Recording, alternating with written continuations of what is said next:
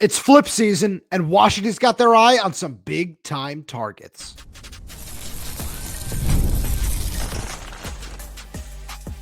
You are Locked On Huskies, your daily podcast on the Washington Huskies, part of the Locked On Podcast Network, your team every day.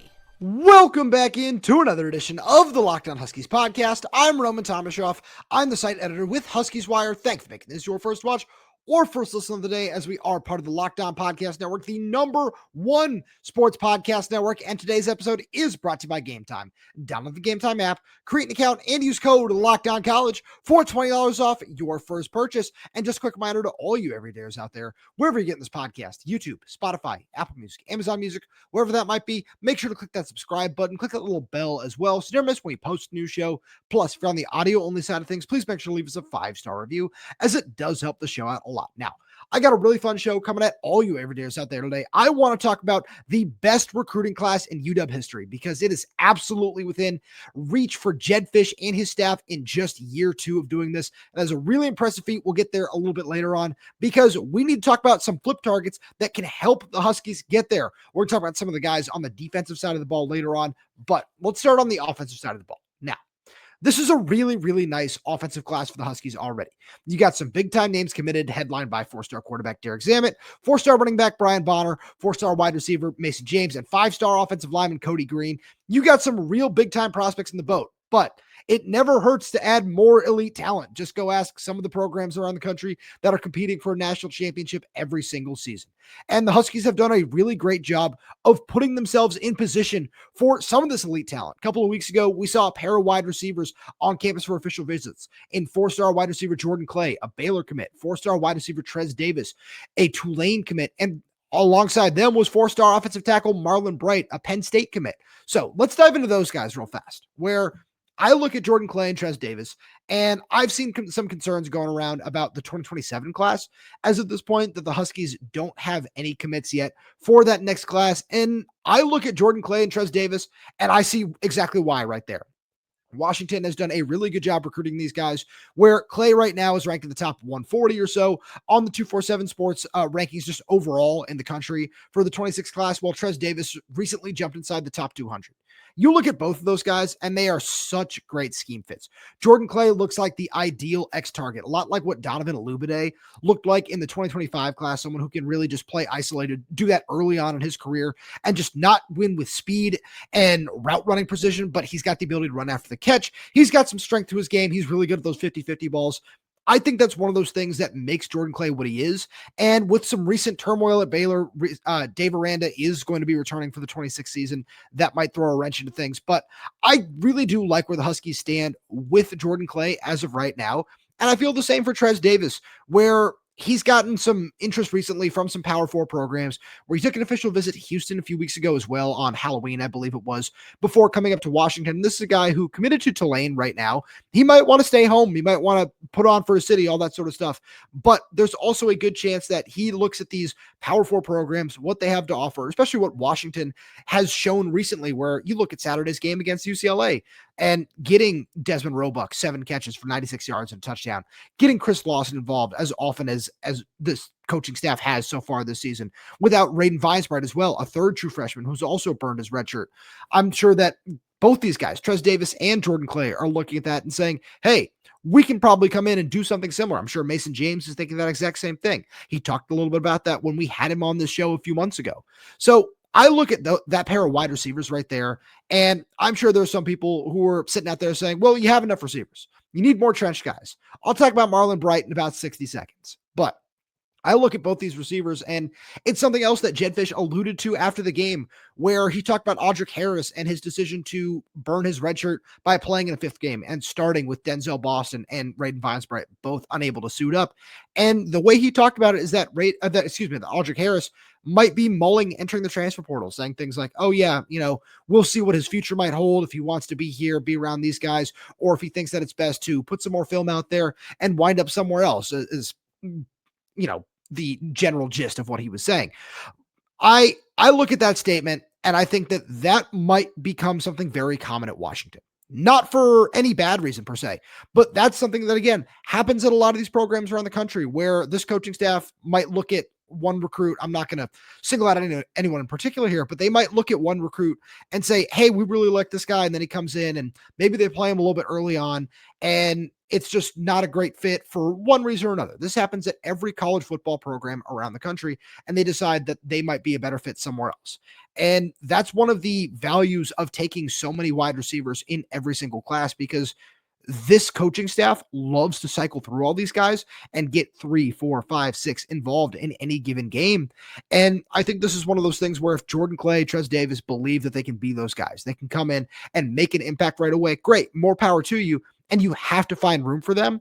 And that's the reason that there haven't been any 27 guys yet, is I think this coaching staff is still feeling out how much room they might have to take 2, 3, 4 wide receivers in the 27 class as well. But with these guys, obviously you want to prioritize dudes that can come in and play right away, and you don't have to wait 12, 18 months for, because the roster could look so different. But that being said, I said I was going to talk about Marlen Bright. This is another dude who I am really interested in, because at 6'6", 285 pounds, he's a guy who has been committed to Penn State for a while, had a really nice relationship with James Franklin, and takes the official visit to Washington.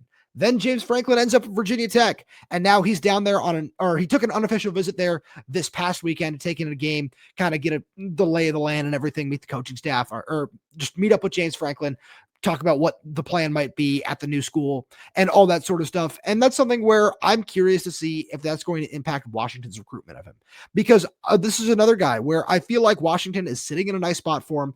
You've got one of his teammates currently committed in the 26th class in 4-star quarterback Derek Colman-Brusa. And the more I look at what Marlen Bright brings to the table, I think he's a very, very valuable asset to this class, because you have a guy who can play right away in Kodi Greene. And then you look at who else you have at tackle with John Mills. Pocky Finau showed that he can play a little bit of tackle on Saturday, taking some snaps at left after Carver Willis went down. Sounds like he's okay, though. I forgot to mention that on my reaction show. It's just something to mention there very briefly.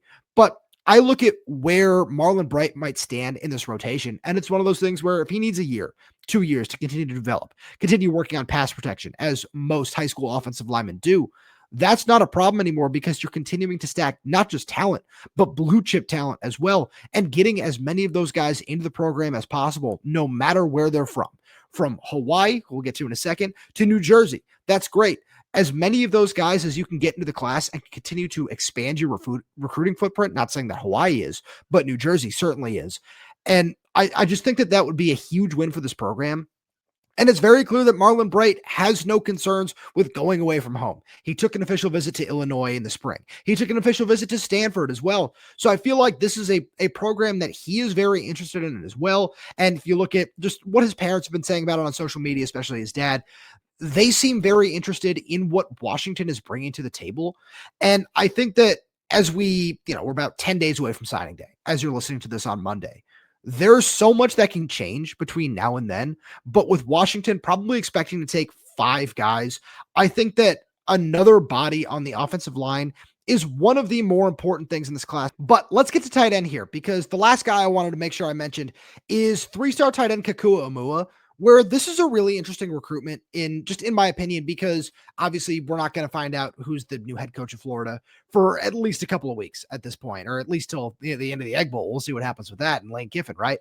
But I think that Kekua Aumua is one of those guys who Washington has been in on him for a very long time. He was supposed to take an official visit over the summer for that final weekend, but wound up committing to Florida before then.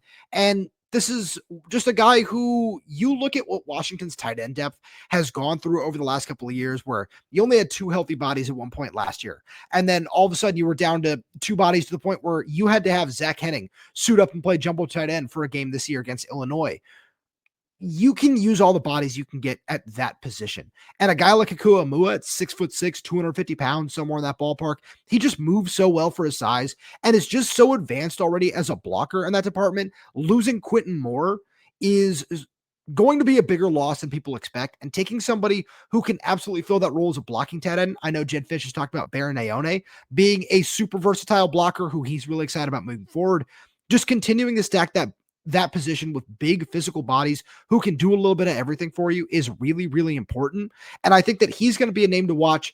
And I feel like there might be, somewhere between 4, 5, and 6 spots in this class still available as the coaching staff tries to sort out things between now and December 3rd. And you got to save at least 2 or 3 of those for the defensive side of the ball too. And we'll get to that right after a message from our good friends over at Wayfair. The holiday season is around the corner, and that means it's time to get your home ready. Whether you need more seating for guests, cozy new linens, or fun serveware for holiday hosting, Wayfair's Black Friday sale is here to help you make your space shine. And the best part, you don't have to wait. Wayfair's Black Friday deals are happening all month long with up to 70% off everything from sofas to spatulas. I recently upgraded my podcast studio. From Wayfair, you can check out this amazing bookshelf right behind me. It has completely transformed the room and hopefully your viewing experience as well. I couldn't believe how fast it shipped either. Just in time for the holidays, 2-day shipping. It was absolutely awesome. Don't miss out on Wayfair's early Black Friday deals. Head to wayfair.com now to shop Wayfair's Black Friday sale for up to 70% off. That's WAYFAIR.com. Sale ends December 7th.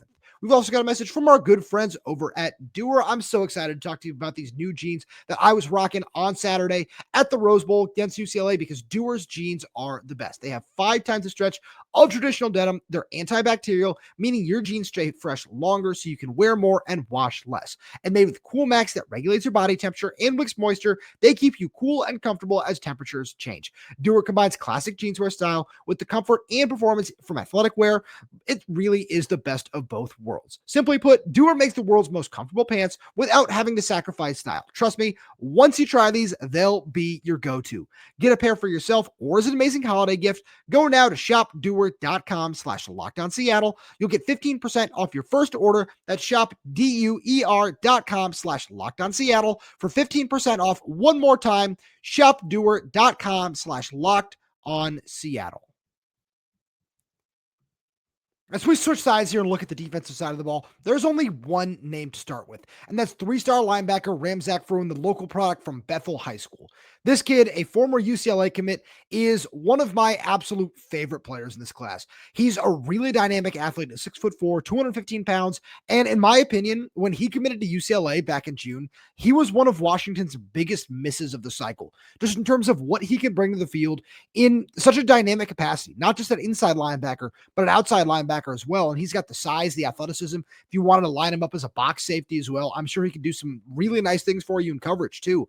And it feels like just from the way the Huskies are looking at him, they want to bring back an old high school pairing of him and Zadrius Rainey-Saleh from their days at Bethel High School. And Zadrius has just been so impressive as a true freshman.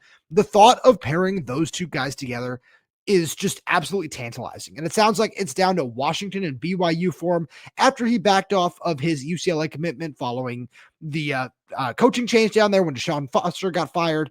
And he took an official visit to Washington for the game against Illinois a few weeks ago. And I really like where the Huskies stand with him at this point in time. It feels like one of those things where just with the way they're prioritizing him, with how the linebackers are being used under Ryan Walters, and also how quickly he might be able to get on the field, where the Huskies have shown no reservations about putting Zadrius Rainey-Saleh on the field. And it's one of those things with Ramzak where being a similar size, just with a similar athletic profile, where it might be hard to get him a whole bunch of playing time as a true freshman, with Jacob Manu, Exree Alexander, Budal Lukta hopefully coming back healthy off a knee injury, and Devin Bryant all also in the rotation. But that's one of those things where you look down the road a little bit, Zadrius and Ramzak Fruean could be an absolutely lethal pairing in the middle of the defense. And I think this coaching staff is very well aware of that. And while I think that's the most important player for Washington at this point in time, the most important position for the Huskies is on the defensive line. And yet you're doing a really nice job over there. You get the commitment from J.D. Hill last week, but you still need more. Let's start with Jalen Battle, the 4-star defensive lineman who's committed to Baylor, got a really nice bump in the 247 Sports ranking update last week, and is now a top 200 player, I believe was the latest number. And this is a guy who I really like what he brings to the table in terms of a very similar style to what J.D. Hill brings, where right now at his size, you might be able to get away with lining him up a little bit further outside, maybe even an outside linebacker, edge rusher type profile. But as he continues to add weight, he's someone who I really do believe is going to move even further inside 5 tech, 3 tech, maybe even at just some point in his career, thanks to he's really explosive, has a nice get off, really powerful at the point of attack, and someone who I think is going to be at the very worst, a very strong run defender. And then he's going to continue to develop his pass rush moves. I think he's a really nice athlete in that regard and still working on hand placement and things like that. But that's okay because those are things that take a little while longer for some of these defensive linemen to develop. But with the way that Washington is looking for some of these high-end guys, he still has an opportunity to come in and play early. Where you look at his makeup, and especially next to JD Hill, those two guys combined with T.I. Umukais, combined with Derek Colman-Brusa, is such an exciting pairing where that's the kind of defensive line class that you need to compete at the top of the Big Ten. So I think Washington understands that because he's not the only guy that the Huskies are pursuing at this point, where Carter Gooden is another name, the 4-star UCLA commit from Massachusetts, he came down from Canada a couple of years ago with one of the most enamoring backgrounds in this class. We grew up playing lacrosse and hockey and basketball as well as football, I believe. This is a guy who top 100 prospect. It's not going to be easy to flip him. It sounds like Washington is trying to set up an official visit with him for some point this coming week. I know he's also supposed to visit Tennessee this coming weekend. So we'll see what happens with this one. But this is one of those guys where not only is the fact that Washington is in on him a good sign, where this program obviously understands what it needs to do to compete at with the best in the Big Ten in terms of along the defensive line, but it's also one of those things where the sales pitch is very clearly paying off. And if you're able to get a guy like that on campus, I will always believe that you have a shot. And this is one of those ones where it might be really hard to land his commitment. There are certainly a lot of other things at play where it felt like Penn State was in play for a little while for him. So maybe Virginia Tech wants to get in the mix. I don't know. Maybe Tennessee is going to be the team to beat here. I know Miami was really interested as well. There were a lot of schools that were very interested in his services. And this is just such a curious recruitment because this is one of those guys where maybe he wants to wait it out and see what happens at UCLA and doesn't sign in December. But that also just feels like it might wind up being a good sign for Washington because all of a sudden you have extra time to get in on him after offering really late and getting in a little bit later because you didn't feel like you had a shot. And that's one of those things where things always change in college football, and credit to the staff for still doing their due diligence and just finding a ways to put themselves in the race. And I think that that's just a really intriguing prospect with a guy like this, because I think that when you talk about edge rushers, he's absolutely the kind of player that you're looking for in that regard, because you look at this position, Jacob Lane's out after this, out after next season. Zach Durfee probably out of eligibility after this season, according to Jedd Fisch. And there's just not a lot of experience at that position. I talked a little bit about guys like Victor Sanchez-Hernandez and Caleb Smith and what they might be able to bring to the table. But a guy like Carter Gooden just gives you a much higher floor there as well moving forward. And I'm just really intrigued to see how much ground the Huskies are going to be able to make up, because being able to sell him and getting him on campus for an official visit is a really nice start, and it shows that there is a lot of mutual interest there. But it's a whole different story to be able to close a kid of that caliber, especially someone who's living in Massachusetts and probably doesn't know a whole lot about what UW brings to the table. And one more guy in that regard on the edge that I'm really curious about is Noah Tischendorf, a 3-star pass rusher from down in Oregon, where he's committed to West Virginia, and Washington has shown some interest there. But it's also one of those things where he seems pretty firmly committed to West Virginia, might be open to taking a visit. We'll see how this one plays out as well over the next week, 10 days or so before early signing day, because Washington still has an opportunity to get more guys on campus for official visits with this upcoming game against Oregon. And I'm sure that's one where if there's any late flips that maybe we don't know about at this point in time, any late targets, because this is a world where everyone is certainly out there trying to flip every prospect they possibly can just around the world of college football. Washington has done a good job to get themselves in the mix there. And one more guy in that same light who I'm curious to see what he might do is 4-star defensive back Toray Davis. This is a guy who it seems like he might be down to Washington and Texas from just the looks of how the recent weeks of his recruitment have gone, where he took an official visit for Washington's matchup with Illinois a couple of weeks ago. And then he also took an official visit to Texas. And he's another guy who's gotten a lot of a recent bump in the rankings from the 247 composite rankings, the rivals rankings.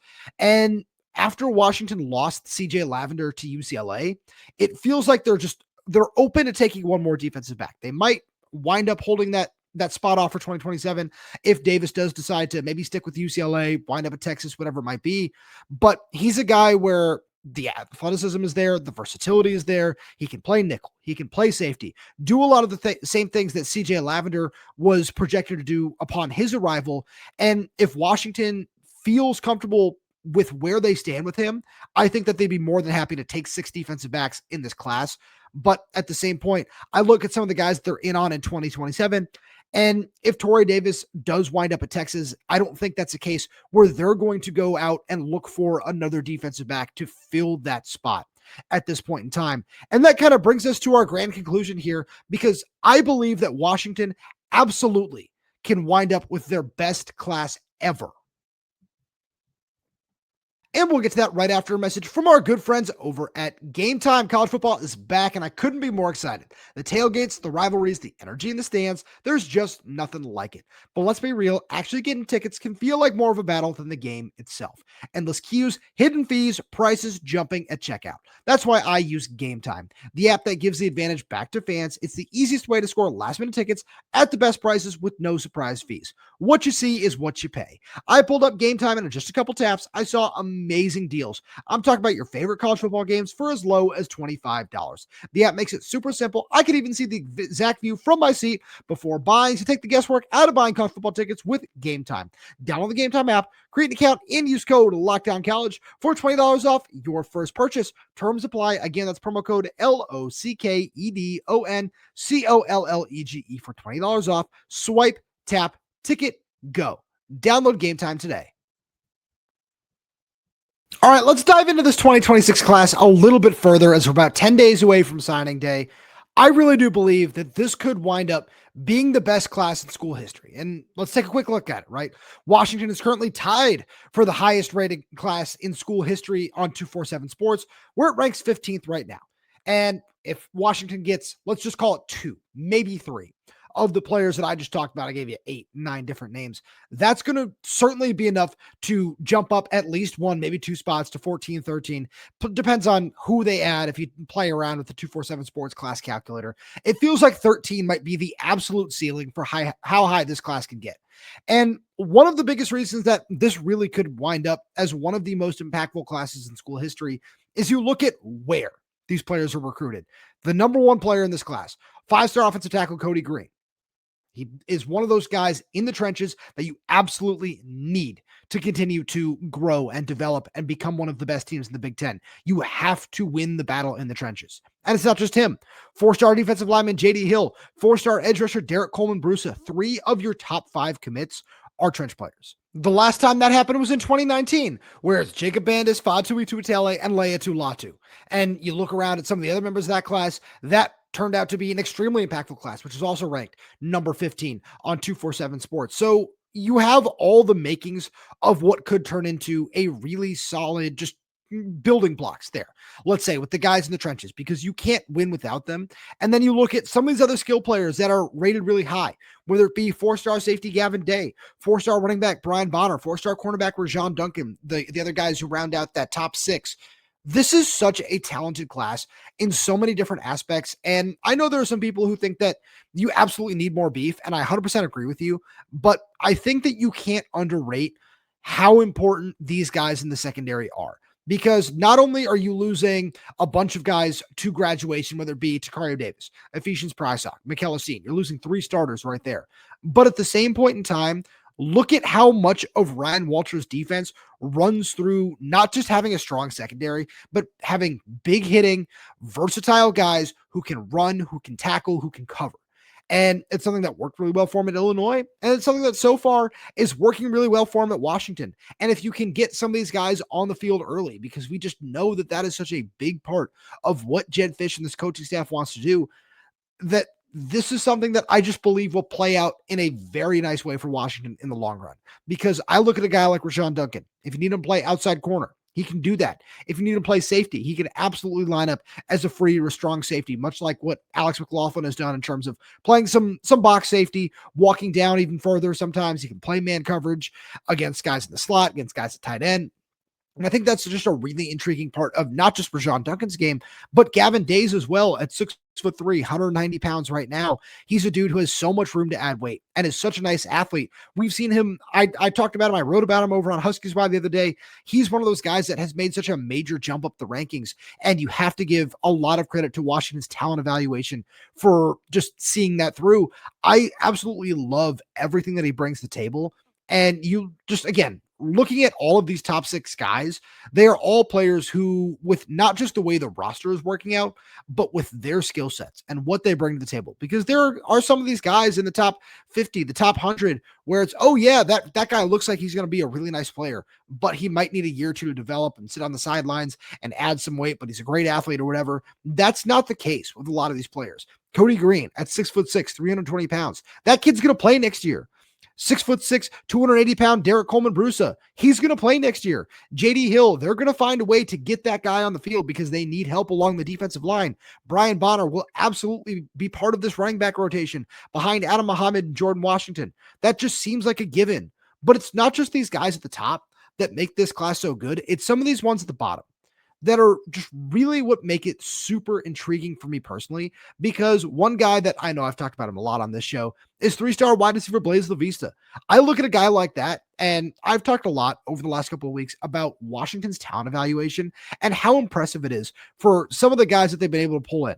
And Blaise absolutely falls in that category. You look at his 247 sports rankings, any of those rankings, they're not necessarily going to back that up. But this is one of those cases where you look at what he brings to the table. You look at the film. You look at how polished he is as a route runner. You look at how explosive he is in and out of his breaks and how he just glides to the ball and how fast he is, where it doesn't matter what kind of cushion he has. He's somebody who can eat up that cushion in a heartbeat and run by defenders. And he's so physical at the catch point. All of these different things where he's a guy who maybe he won't play early. But you look at a guy like that, that's one of those lottery tickets that you go and you buy 10 times out of 10 because a year, 2 years down the line, you look at that X receiver position and say you are able to grab a Jordan Clay as well in this class. And great, Jordan Clay's playing well. You still have Justice Williams and Deji Jose, who are also just really prototypical X players who maybe one of them works out, maybe one of them winds up in the transfer portal, as is the world of college football. You never know. Having another guy in that same mold like Blaise LaVista, a guy who's proven to be the most productive player in his state, I just really like what he brings to the table. And again, those are just the kind of lottery tickets that you will always want to pull the trigger on.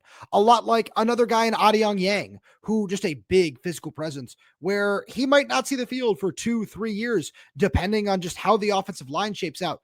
But that's okay. That's not a bad thing because Washington has so much talent, and just adding more guys who fit that Big Ten mold, where he comes in at 6'3", 343 pounds. Yeah, that's a perfect interior player. That's one of those guys where, again, if he's just sitting around on the roster and that's your second, your third string guy, you're more than happy with just the physicality that he brings to the table, because it's one of those things where in a game where maybe you need to turn to him, maybe there is an injury at some point in time down the line, having a guy like that who doesn't have any kind of drop off in the physicality of what you want to do and what you need to win in the Big Ten is so important. And that's one of the things that I really like about the way this offensive line class has shaped up between Kodi Greene, Adiong Yang, and Dominic Harris, is there are so many guys who just fit that physicality mold that you're really looking for in the Big Ten. And it's combining these guys who didn't necessarily get that much love on the recruiting trail, like Adiong Yang, compared to Kodi Greene, a 5-star prospect, and Dominic Harris, who's been offered by seemingly every team in the country at this point. Feels like he's close to 40 offers at this point in time. And having that kind of mix on the offensive line is great. Seeing some of the high-end talent starting to shine through on the defensive line is great too. But before we get out of here, we need to talk a little bit more about these skill position guys, because I mentioned Brian Bonner, but one other guy who I think really deserves some more love than he's gotten is 4-star athlete Dre Pollard, Dominic Harris's teammate at N.W. Clark High School in Las Vegas. This is a guy who I've really been impressed with throughout the recruiting process, where I remember just being at the UCLA game. I thought of Dre Pollard on Damon Williams' first touchdown run, where he takes it right up the middle and then he gets right past the first down marker. There are 3 defenders right there, and he just hits that next gear and accelerates even further, and he's gone. Dre Pollard has that same extra gear, which is really cool to watch on tape, because it's just one of those things where he's the fastest player on the field already. He's the reigning Nevada State champion in the 100, 200, and 400 meter dashes. But seeing that translate on the football field is really, really fun. And it's also just knowing he has that extra gear, where there are a couple of times on his junior and his senior film where it looks like a defender might have the angle on him. And then all of a sudden he just speeds up again and he's gone. It's like holding down the turbo button in Madden. It's one of those things where the more you watch him, the more you see why Washington still seemingly hasn't figured out a position for him, because he can be a really productive running back. He can be a really productive receiver for you. He could even be a defensive back if you needed him to, where he's played all of those positions in high school. And there have been rumors about him potentially just, oh yeah, maybe he's going to wind up here. Maybe he's going to wind up there. No matter what position he plays, that's the kind of guy you want on your roster. And another one of these guys, as this recruiting process is dragged on, it's nice to see him get that bump that he absolutely deserves from these rankers, with rivals putting him as the number 8 athlete in the country. So as I look at this 26 class, there's so much talent. When you just look at the names, you turn on the film, you look at the stars, where you've got 11 blue chip guys at this point in time. That's all great. And the ranking certainly reflects that. And there's absolutely more that you can add to that at the same point in time. But when you also just really dive into it, you look at some of these guys on the back end and what it might look like a year, 2 years, 3 years from now. There's so much to like about what Jedd Fisch and the staff is building that there's no reason to believe that they can't A, keep this up, and B, continue to compete for a spot at the top of the Big Ten year in and year out, especially if you can continue this success in the trenches. Because I look at that defensive line, and if you can close out this class really strong, and then you look at all the blue chip talent down in California in the 2027 class, there is so much to like, and you can absolutely just, things are already moving in the right direction, but you can really kick things up an extra notch in the next, just call it 18 to 24 months, if you can get some more of that high-end defensive line talent in purple and gold. But that's all I got for you today. Thank you so much for tuning in. I really do appreciate it. If you like everything we have to offer here on Locked On Huskies, please make sure you subscribe wherever you get your podcasts, whether that's YouTube, Spotify, Apple Music, Amazon Music. We're there. We're everywhere. We're updating the channel with new content every single day. So please make sure you click that like button, click that little bell so you don't miss when we post a new show. Plus, if you have any questions, comments, concerns, drop them right down below in the comment section. And if you're audio only, please give us a 5-star review, as it does help us out a lot. Thank you so much for tuning in, and we'll talk to you on Tuesday.